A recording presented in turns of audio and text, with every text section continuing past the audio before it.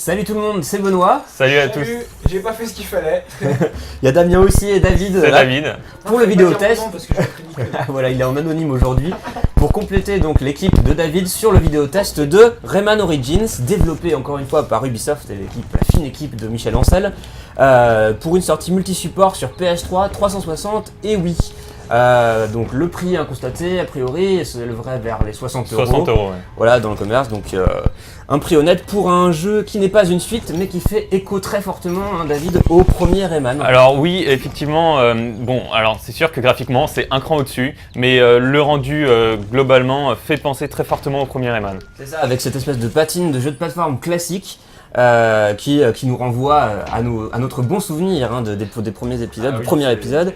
A commencer aussi par un scénario qui promet un double sens, hein, tu nous disais, d'abord de revenir aux origines de la série, mais également de dévoiler les origines du personnage. Alors, on peut comprendre le titre de deux manières différentes, et d'ailleurs on l'a vu dans les commentaires du test. Les gens sont pas d'accord. Voilà, les gens ne sont pas tout à fait d'accord. Rayman Origins, pourquoi ? Parce qu'effectivement, il nous renvoie au passé de Rayman. Il nous promet un peu cette découverte des origines de Rayman, mais aussi parce qu'il renvoie au gameplay et au graphisme des anciens Rayman, et particulièrement du premier. Eh bien, on va voir dans une première partie contenu si cette promesse double s'avère maintenue, tenue sur les deux aspects. Et on verra ensuite une partie sur le gameplay. Enfin, on traitera de la réalisation comme d'habitude. C'est parti. Alors, on va commencer cette partie contenu sur un petit point sur le scénario que toi, David, tu as trouvé en retrait. Alors en retrait, voire inexistant, c'est-à-dire que bon, disons que déjà il n'y a pas de phase de dialogue, tout se fait à l'image. D'accord. Donc il y a beaucoup d'interprétation plus que Tu veux dire gestuelle, des choses comme ça ? Voilà, exactement. Et plus qu'un scénario qui se débloquerait par le texte ou par des séquences. Oui, au final, on se retrouve à enchaîner le jeu, les niveaux, sans réellement de progression. Et sans apprendre grand chose de Rayman, hein, tu disais. Oui, voilà, oui, on n'apprend pas grand chose. C'est déjà le signe que ceux qui s'attendaient à voir un petit peu les origines du personnage, c'est pas du tout ce dont il est question. Non, pas du tout. C'est bien plutôt de revenir aux origines du gameplay. Hein. Voilà. C'est ça a priori que le jeu s'attelle à faire. On pourra interpréter 4 personnages, à commencer par Rayman, bien entendu, Globox, son allié de toujours, et deux petits êtres. Deux petits êtres, ouais, c'est des petits êtres. Respectez la syntaxe. À noter que tu disais Rayman et Globox sont plus agréables à jouer. Voilà, mais c'est un problème hein, que tu trouvais aussi solvable, hein, parce qu'on pouvait choisir. Oui, c'est une impression qu'on a eue avec plusieurs testeurs. On a testé le jeu à plusieurs et c'est une impression commune. On a donc cette forte idée que Rayman et Globox sont plus agréables à jouer de par le fait que plus capable, plus de mouvements Non, c'est les mêmes mouvements, mais ils sont un peu plus gros. Les petits êtres sont petits et c'est peut-être pas les mêmes capacités au niveau des box, tout ce qui est saut, rebond et peut-être même frappe. Donc d'accord. Voilà. On est plus à l'aise. On est plus à l'aise en fait finalement avec donc les sprites plus imposants et plus visibles des personnages principaux. Quoi. Alors pour ce qui est du contenu en lui-même, hein, il y a une soixantaine de niveaux, donc c'est assez conséquent. Beaucoup de choses. 60 niveaux qui ne se bouclent pas tous facilement et même peut-être plus, plus certainement, c'est pas 60 piles. Et surtout que certains niveaux se débloquent à la force des doigts, si je puis dire, j'allais dire des poignets bidoités, parce que il faut collecter les Electoons qui permettent de débloquer plusieurs courses, mais aussi courses qui permettront d'obtenir des dents. Qui appartiennent aux gardiens des enfers, voilà, et qui est véritablement le dernier monde de Rayman Origins, donc qui n'est encore moins évident que tous les autres. Et pour y avoir accès, donc on est obligé de passer par cette collecte. Par cette collecte qui sera longue et difficile, parce qu'on devra passer par plusieurs phases de jeu et notamment des chronomètres, refaire toutes les zones chronométrées. C'est souvent des timings très serrés et on se retrouve à calculer chaque seconde et surtout à mourir et à recommencer, puisque quand quand on meurt, on recommence du début, pas du checkpoint, mais du début de la zone complètement. D'accord, et disons, c'est donc très exigeant, puisqu'à ce moment-là, tu te dis, tu n'as pas droit à l'erreur, il faut absolument... Ah oui, c'est très exigeant. Et du coup, là, nous, on meurt un peu à répétition, alors que c'est assez simple. Donc, ça va nous permettre de faire un lien vers le gameplay, alors qu'on vous voit mourir à répétition dans un niveau qui n'est pas si simple que ça. C'est parti pour la deuxième partie, justement. Alors qu'on aborde là ce niveau du port, hein, on vous signale juste, c'est vrai qu'il y a pas mal de morts, mais c'est tellement difficile de se concentrer en parlant sur un jeu précis comme celui-là, ça en dit assez long finalement sur sa difficulté, David. Voilà, alors même si de prime abord le jeu paraît simple, et efficace, précis, bien réglé. C'est ça, les gens ont pu essayer la démo et se sont rendus compte que ce qui était proposé dans les démos n'était pas particulièrement difficile, et ben on se rend compte en jouant au jeu que si on n'est pas concentré un minimum, on va souvent au casse-pipe. Hein. D'accord. Et donc du coup, on est au moins aidé par plusieurs pouvoirs qui se débloquent progressivement grâce au fait. Voilà, alors dans chaque monde, dans chaque monde à thème, ouais. Il y a des fées différentes qui donnent des pouvoirs donc qui permettent de progresser dans les niveaux suivants, qui sont très bien utilisés d'ailleurs. Il n'y a pas un pouvoir qui est là pour faire joli. Ils sont essentiels à la progression. Essentiels à la progression. Mise en place, mise en jeu dans les levels plateforme. Exactement, et ils seront réutilisés aussi dans les niveaux précédents. Par exemple pour les secrets auxquels on n'avait pas eu accès du premier coup. Et on peut revenir. Classique mais efficace manière de relire un peu les vieux niveaux. Très efficace. À l'aune de nouveautés de gameplay. D'autant plus que pour revenir sur ce que je disais précédemment, les chronomètres seront souvent rendus plus simples par l'utilisation justement de ces pouvoirs qui sont d'une grande aide. Voilà, sinon ils sont très tendus, j'imagine. Les chronomètres, c'est une des choses qui vont hanter le joueur de plus compliquées. D'accord. Bon alors pour ce qui est de la manipulation en elle-même, tu disais qu'elle était particulièrement simple, hein, enfin dans le sens élémentaire avec simplement 3 boutons utilisés. Voilà, on saute, on frappe, on plane et on court. Mais c'est dans la mise en situation. C'est la mise en situation des niveaux que le gameplay aussi simple est utilisé à la perfection et rendu bien difficile par les actions effectuées parce que mine de rien, voilà, on va encore mourir une fois.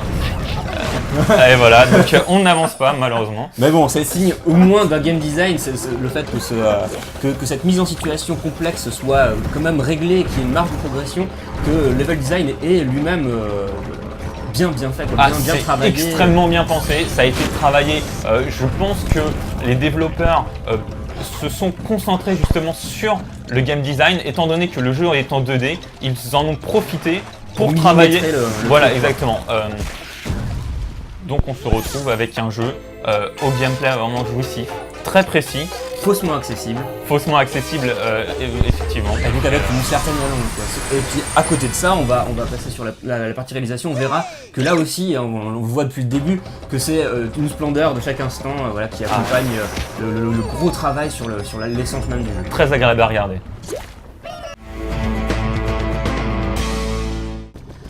Alors que Rayman et Globox là, se mettent à courir, à wall jumper comme des oufs grâce à un nouveau pouvoir acquis il n'y a pas si longtemps que ça.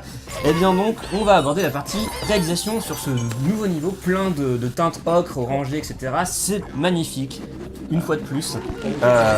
Et ça donne l'impression d'évoluer complètement dans un dessin animé grâce à la technique oui, on développée pour ce très jeu. Souvent l'impression, et même, surtout grâce aux animations des personnages qui sont vraiment en corrélation avec cet univers cartoon, qu'on évolue dans un dessin animé pleinement, complètement. Et c'est très très agréable. Voilà, avec donc ce style crayonné effectivement et la qualité de fluidité que ça apporte à toutes ces séquences. Donc ça c'est déjà un premier point quasiment inédit pour ce jeu et qui justifie presque à la limite l'achat rien que pour la visite, rien que pour le côté complètement... on passe souvent d'une zone à l'autre, d'une grotte à un décor enneigé comme ici par exemple, ou même d'un endroit complètement gelé à la lave en fusion. Avec des effets de feu assez fantastiques. On se retrouve vraiment tout le temps avec des effets, des décors toujours différents. Et dans toutes les atmosphères, le jeu se montre capable, le moteur se montre capable de splendeur quoi. de merveille. Oui, oui, et il y a toujours des petits effets à l'écran, comme par exemple ici la neige, et les décors, le second plan, qui n'est pas toujours très fourni, reste quand même très joli. C'est aussi la simplicité qui fait la beauté de ce Rayman. Ouais, c'est ça, il n'y a pas trop chargé, il n'y a pas une espèce de surchargement à vouloir faire des gros bras. C'est un jeu qui simplement déroule son style esthétique avec une espèce de sérénité de chaque instant. Quoi. Et ça marche complètement. Ça marche complètement. La musique elle-même, tu le disais, très agréable. Alors c'est agréable avec la voix des Lums, donc ces petites boules jaunes qui méritent un peu parce qu'elles battent souvent le rythme, elles reprennent parfois des thèmes connus de la musique du jeu vidéo, ce qui est parfois amusant. Mais aussi quand on se voit recommencer les niveaux plusieurs fois et qu'elles sont là avec leur petite voix un peu moqueuse, c'est assez agaçant. Ouais. Ah, c'est presque, ça se trouve, c'est presque voulu. Oui, sûrement que c'est voulu, mais ça fait son effet, donc on se retrouve un peu à tester sur le nerf, dans les contre passages les plus compliqués, c'est pas forcément le plus... D'accord.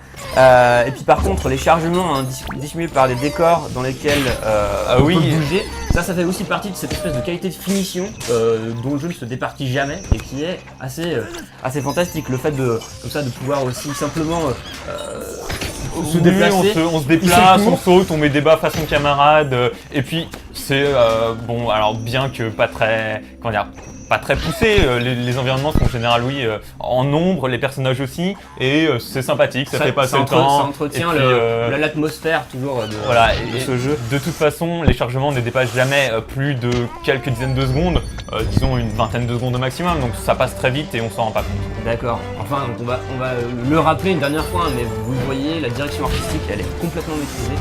L'équipe de Michel Ancel, elle arrive ici à une forme d'absolue maîtrise. C'est bien. Le jeu s'inspire évidemment de plusieurs autres jeux de plateformes multijoueurs qui sont sortis récemment, mais le fait de façon intelligente, commencer par New Super Mario Bros. Oui, et Little Big Planet aussi quelques influences, mais c'est vrai que ces bulles quand on meurt renvoient à Super Mario. Mais finalement, le jeu gagne son propre style. Finalement, le jeu acquiert sa propre identité, puisque toutes ces références sont quand même utilisées assez intelligemment, et on se retrouve avec un jeu fantastique. Un jeu fantastique, un jeu hyper maîtrisé, où le travail du développeur transparaît à chaque instant. Voilà, sur ces éloges techniques, on va un petit peu douter de ta conclusion. On passe le jingle tout de suite. Et tu peux, David, donc nous préciser, donc nous rappeler, nous résumer ton avis. Alors moi, Rayman Origins, c'est un jeu qui m'a enchanté. La nostalgie marche à plein régime. Je trouve que c'est un jeu, comme on a dit, faussement accessible, qui est quand même présente un bon niveau de difficulté, mais aussi, je pense, qui est pour tout joueur. C'est-à-dire que chacun y trouvera son compte à des niveaux différents. Je pense que les enfants s'amuseront beaucoup sur les premiers niveaux. La courbe de progression est très travaillée. Voilà, la courbe de progression, c'est une difficulté croissante qui est bien pensée et gratifiante également. Le joueur, comme je l'ai dit dans le test, progresse en même temps que le personnage et ça c'est super. Donc pour résumer, a priori, que ce soit sur le plan du gameplay, de son élégance ou bien de sa forme, c'est un jeu dont le projet est parfaitement accompli, de proposer à la fois une sorte d'hommage au Rayman classique et aux jeux de plateforme en général. Oui, tout à fait. Rayman est de retour, c'est pour notre plus grand plaisir Et pour toi, il s'agirait d'un des plus grands jeux de cette année. Peut-être pas le plus grand, mais en tout cas, il se classe au cours de cette année très très bien. Je veux pas te mettre de mots dans la bouche. Non, c'est vrai qu'il trouve largement sa place au milieu des gros titres de fin d'année qui sont sortis récemment et sans problème. D'accord, et bien voilà, comme ça, on aura juste envie de s'y mettre. Et nous, on vous dit à très bientôt pour un prochain vidéo test. D'ici là, portez-vous bien. Salut! À bientôt!